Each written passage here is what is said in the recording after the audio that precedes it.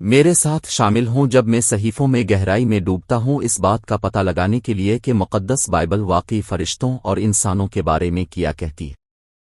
فرشتے اور انسان بائبل کی داستان میں دو انتہائی دلچسپ اور پراسرار مخلوق ہیں۔ بائبل کے مجموعی پیغام کو سمجھنے کے لیے ان کے تعلقات کو سمجھنا بہت ضروری ہے، اور پھر بھی یہ ایک ایسا علاقہ ہے جو اکثر جوابات سے زیادہ سوالات اٹھاتا ہے۔ اس ویڈیو میں ہم یہ جاننے جا رہے ہیں کہ مقدس بائبل فرشتوں اور انسانوں کے بارے میں کیا کہتی ہے، اور میں آپ کے ساتھ کچھ حیران کن بصرتیں شیئر کرنے کے لیے پرجوش ہوں۔ ایک چیز یقینی ہے، جب فرشتوں اور انسانوں کی بات آتی ہے تو وہاں بہت زیادہ الجھنیں ہوتی ہیں۔ بہت سے لوگوں کا یہ خیال ہے کہ فرشتے سپر ہیروز کی طرح ہوتے ہیں جو انسانی معاملات میں ایک خواہش کے مطابق مداخلت کرتے ہیں، جبکہ دوسرے انہیں خدا کی طاقت کی علامتی نمائندگی کے علاوہ کچھ نہیں سمجھتے۔ لیکن بائبل میں فرشتوں کی بطور قاصد، سرپرست اور یہاں تک کہ جنگجوؤں کی تصویر کشی کے بارے میں کیا خیال ہے؟ یہ کوئی تعجب کی بات نہیں ہے کہ جب ہم فرشتوں کے بارے میں ہماری ثقافتی تفہیم بائبل کے اکاؤنٹ سے ٹکرا جاتے ہیں تو ہم الجھن میں پڑ جاتے ہیں۔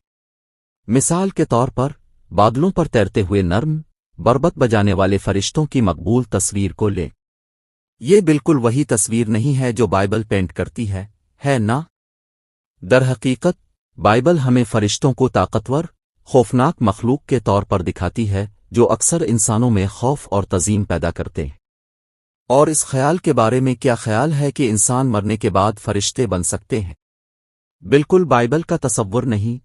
اگر ہم ایماندار ہیں تو یہ الجھن کہاں سے آتی ہے؟ ایک وجہ یہ ہے کہ ہم بائبل سے رجوع کرتے ہیں۔ ہم اکثر صحیفے کو اپنی ثقافتی اور ذاتی تعصبات کی اینک سے پڑھتے ہیں، بجائے اس کے کہ متن کو خود بات کرنے دیں۔ اور جب ہم ایسا کرتے ہیں تو ہم ایک مسخ شدہ نظریہ کے ساتھ ختم ہو سکتے ہیں کہ بائبل دراصل فرشتوں اور انسانوں کے بارے میں کیا کہتی ہے۔ ایک اور وجہ بائبل کی تشریح کا سراسر تنوع ہے۔ بہت سے مختلف فرقوں، روایات اور مذہبی نقطہ نظر کے ساتھ۔ یہ کوئی تعجب کی بات نہیں ہے کہ ہم اس موضوع پر بائبل کی تعلیمات کی واضح تصویر حاصل کرنے کے لیے جدوجہد کرتے ہیں۔ آئیے فرشتوں کے سب سے اہم بابل واقعات میں سے ایک کے ساتھ شروع کرتے ہیں، عبرانیوں کی کتاب۔ یہاں ہمیں بتایا گیا ہے کہ فرشتے ایک خدمت کرنے والی روحیں ہیں جو ان لوگوں کی خدمت کے لیے بھیجی جاتی ہیں جو نجات کے وارث ہوں گے۔ یہ ایک بہت سیدھی سی تعریف ہے، ٹھیک ہے؟ فرشتے خدا کے رسول اور بندے ہیں جو ایمان والوں کی نجات کے سفر میں مدد کرنے کا کام سونپتے ہیں۔ لیکن انسانوں کے ساتھ ان کے تعلقات کا کیا ہوگا؟ ایک بار پھر بائبل واضح ہے، فرشتے انسانوں کے برابر نہیں ہیں، بلکہ وہ مخلوق ہیں جو خدا کے اختیار کے تابع ہیں۔ مثال کے طور پر پیدائش 32 میں یعقوب کی فرشتے کے ساتھ کشتی کی کہانی کو لیں۔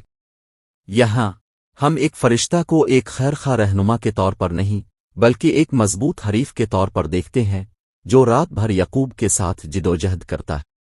اور ان فرشتوں کے بارے میں کیا خیال ہے جو مسیح کی پیدائش پر چرواہوں کے سامنے ظاہر ہوتے ہیں، نجات کی خوشخبری سناتے ہیں؟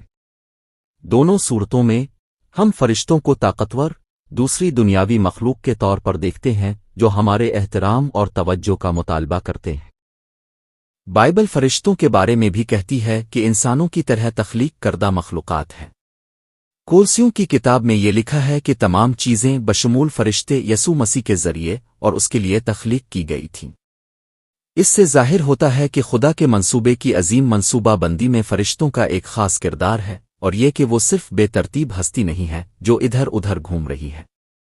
مزید برآں بائبل کچھ فرشتوں کے گرنے کے بارے میں بھی بات کرتی ہے جو خراب ہو گئے اور خدا کے خلاف بغاوت کر گئے۔ یہ فرشتوں کے بارے میں ہماری سمجھ میں پیچیدگی کی ایک اور پرت کا اضافہ کرتا ہے، اچھے اور برے دونوں کے لیے ان کی صلاحیت کو نمایاں کرتا ہے۔ آئیے بائبل کی کچھ اہم آیات میں غوطہ لگائیں جو فرشتوں اور ان کے کرداروں کا حوالہ دیتے ہیں۔ عبرانیوں کی کتاب میں یہ لکھا ہے کہ فرشتے خدمت کرنے والی روحیں ہیں جو ان لوگوں کی خدمت کے لیے بھیجی جاتی ہیں جو نجات کے وارث ہوں گے۔ اس سے پتہ چلتا ہے کہ ہماری زندگیوں میں فرشتوں کا ایک خاص کردار ہے جو سرپرست اور محافظ کے طور پر کام کرتے ہیں۔ مکاشفہ کی کتاب میں ہم فرشتوں کو آخری وقتوں میں ایک اہم کردار ادا کرتے ہوئے خدا کے فیصلے اور غضب کے ایجنٹوں کے طور پر کام کرتے ہوئے دیکھتے ہیں۔ میتھیو کی کتاب میں ہم دیکھتے ہیں کہ ایک فرشتہ یوسف کو خواب میں ظاہر ہوتا ہے، اسے خبردار کرتا ہے کہ وہ مریم اور یسوع کو ہیرودیس کے غضب سے بچنے کے لیے مصر لے جائے۔ اس سے ظاہر ہوتا ہے کہ فرشتے طاقتور طریقوں سے انسانوں کے ساتھ بات چیت کر سکتے ہیں، ہماری رہنمائی اور حفاظت کے لیے ہماری زندگیوں میں مداخلت کر سکتے ہیں۔ بائبل میں فرشتوں کے بارے میں سب سے زیادہ طاقتور کہانیوں میں سے ایک شیروں کے ماند میں دانیئیل کا بیان ہے۔ یہاں ہم ایک فرشتہ کو انسانی معاملات میں براہ راست مداخلت کرتے ہوئے دیکھتے ہیں، جو دانیئیل کو یقینی موت سے بچاتا ہے۔ لیکن اس کہانی کے بارے میں حیرت انگیز بات یہ ہے کہ یہ فرشتوں اور انسانوں کے باہمی ربط کو اجاگر کرتی ہے۔ دانیئیل کا خدا پر یقین اور بھروسہ فرشتہ کی مداخلت کا باعث بنا، جو انسانی عقیدت اور الہی عمل کے درمیان گہرے تعلق کو ظاہر کرتا ہے۔ ایک اور قابل ذکر کہانی میں ہم دیکھتے ہیں کہ ایک فرشتہ نبی بلعم کے سامنے ظاہر ہوتا ہے، اسے اس کی نافرمانی پر ملامت کرتا ہے اور اسے خدا کی مرضی کی طرف لے جاتا ہے۔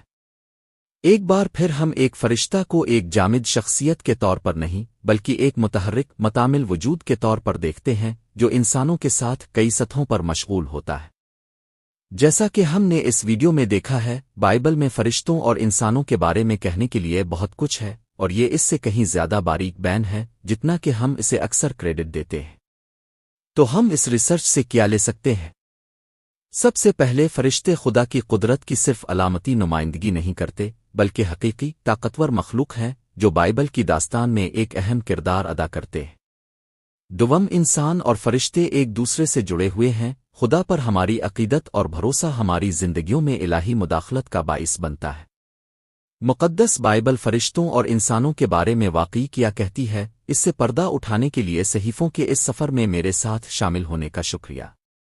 اگر آپ کے پاس فرشتوں کے بارے میں خیالات ہیں تو نیچے دیے گئے تبصروں میں میرے ساتھ ان کا اشتراک کریں، اور بائبل کے موضوعات پر میری دیگر ویڈیوز کو دیکھنا نہ بھولیں۔